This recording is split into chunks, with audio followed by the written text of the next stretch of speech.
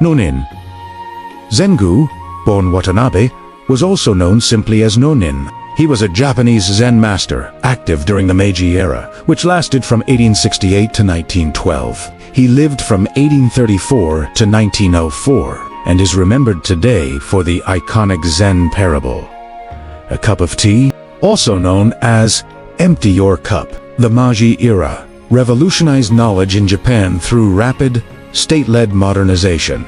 The new government made education a national priority to build a strong, modern nation. In 1872, the Gakusei established compulsory elementary education, emphasizing Western-style subjects, science, mathematics, foreign languages, and practical skills. Traditional learning was largely supplanted by empirical, evidence-based approaches. Nan-in, a Japanese master during the Meiji era 1868 to 1912, received a university professor who came to inquire about Zen. Nan-in welcomed his visitor by serving him tea. He poured tea into the professor's cup until it was full, and then kept on pouring. The professor watched the overflow until he no longer could restrain himself. It is overfull. No more will go in. Like this cup, Nan-in said, you are full of your own opinions and speculations. How can I show you Zen unless you first empty your cup? Let's now discuss the morale of this story. The core lesson of this Zen story, often called a cup of tea, is that to truly learn something new, you must first let go of your preconceived ideas and opinions. Just like an overflowing cup can't hold more tea, a mind that's already full of what it thinks it knows can't absorb fresh wisdom or insights. This teaches humility, openness, and the importance of approaching new experiences with an empty cup, a beginner's mindset. Let's break down the story, step by step, exploring what each part means and why it's important. This short story, or riddle, also known as Zen koan, which is used in Zen Buddhism to provoke thought and challenge assumptions, is set in Japan during the Meiji era, a time of big changes when traditional Japanese culture mixed with Western ideas. I'll explain it in simple terms by diving deeper into the symbolism and philosophy. The first line states, Nan-in, a Japanese master during the Meiji era, lasting from 1868 to 1912, received a university professor who came to inquire about Zen. What's the importance of this line? This introduces the two main characters. Nan-in is a Zen master, someone deeply experienced in Zen Buddhism, which is a practice focused on meditation, mindfulness, and seeing reality without illusions. The professor is an educated expert from a university, representing Western-style logic and knowledge. He's visiting to learn about Zen, but the story hints he's not fully prepared. What is the deeper meaning of the master meeting the professor? The Meiji era was when Japan modernized, blending old traditions like Zen with new ideas from the West. The professor symbolizes someone who's full of academic knowledge, facts, theories, and opinions. Zen, however, isn't about adding more information. It's about direct experience and letting go of mental clutter. This line sets up a contrast between intellectual arrogance and humble wisdom, showing how even smart people can miss deeper truths if they're not open.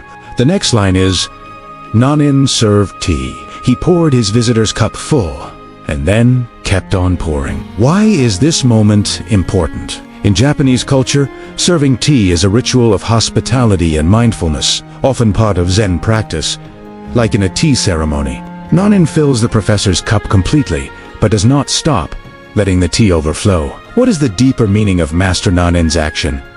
The tea represents knowledge or wisdom. Pouring it full is like giving basic information, but continuing to pour shows what happens when someone tries to add more to something that's already at capacity. This is a deliberate act by Nan-in to demonstrate a point visually and experientially, rather than just talking about it. In Zen, actions like this are used to bypass logical thinking and spark immediate insight. It highlights how overflow, waste, and mess comes from not recognizing limits, mirroring how our minds can overflow with unhelpful thoughts if we do not clear space. The next line is, the professor watched the overflow until he no longer could restrain himself. It is overflowing. No more will go in. What does this mean? The professor observes the spilling tea and finally speaks up. pointing out the obvious problem. His reaction shows impatience and a focus on practicality. He can't ignore the waste anymore. What is the deeper meaning of this line? This reveals the professor's mindset. He's analytical and reactive, using logic to state the facts. Overfool and no more will go in. But he's missing the bigger picture. In Zen terms, this is like someone who is so caught up in his own views that he interrupts the lesson before it unfolds. It also shows human nature. We often tolerate discomfort until it becomes unbearable, then react emotionally. The professor's words are ironic because they perfectly describe his own mental state, setting up Nan-in's clever response. What did Nan-in mean when he said, "Like this cup"? Nan-in said, "You are full of your own opinions and speculations. How can I show you Zen unless you first empty your cup?"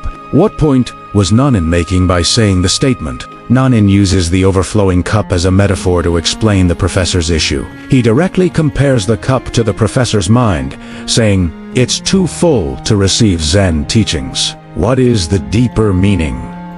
This is the punchline of the koan. Opinions and speculations refer to preconceived ideas, biases, and ego-driven thoughts that block true understanding. Zen emphasizes emptiness, shunyata, in Buddhist philosophy, not as nothingness, but as a state free from attachments and illusions. Emptying the cup means letting go of what you think you know to make room for direct, unfiltered experience. Nan-in's question is rhetorical. It challenges the professor, and us, to reflect. Are you willing to humble yourself and start fresh? This ties back to Zen's goal of enlightenment, which comes from presence and simplicity, not accumulation of knowledge. Overall, the story is minimalist on purpose, using everyday objects, tea, and a cup, to convey a profound idea. It's not about criticizing the professor, but helping the individual become more aware. Nan-in, like other Zen masters, teaches through paradoxes and demonstrations to jolt students out of habitual thinking. How does the story apply to daily life? This story is more than just an old tale. It's super relevant to how we live today, especially in a world full of information overload from social media, school, and work. Imagine trying to learn a new skill, like playing guitar, but your head is already crammed with ideas from YouTube videos or what your friends say. You might miss the actual feel of the strings because you are too busy comparing it to what you know. The lesson encourages a beginner's mind. This is Shoshin, a Zen concept where you approach things without assumptions while in school or learning. If you are studying a subject like math or history, avoid assuming that you already get it because of past grades. Empty your cup by asking questions without ego. Make sure to listen to teachers or classmates with an open mind. For example, a student who's full of opinions might argue with the teacher instead of absorbing new perspectives, missing out on growth. In relationships, when talking to friends or family, if your mind is full of judgments, like thinking, "They always do this wrong," you can't really hear them. Emptying your cup means setting aside biases to empathize, like during an argument, pausing to truly understand the other side instead of defending your view. Being involved at work or with hobbies, avoid bringing old habits that say, "This is how it's done." Approach it fresh, like the professor should have with Zen. Or, in sports, a player who's overconfident from past wins might ignore coaching, leading to mistakes. When dealing with changes in daily life, big shifts like moving schools or facing challenges, think pandemics or tech changes, you might feel overwhelmed if your mind is cluttered with worries. The story reminds us to empty by doing a meditation, writing in a journal, taking a breath, or implementing any of your tools in order to clear mental space, making room for solutions. By applying this, you become more adaptable and creative. It's about humility. Admitting you don't know everything opens doors to real wisdom. Next time you feel stuck, ask, "Is my cup full?" and try emptying it for a clearer view.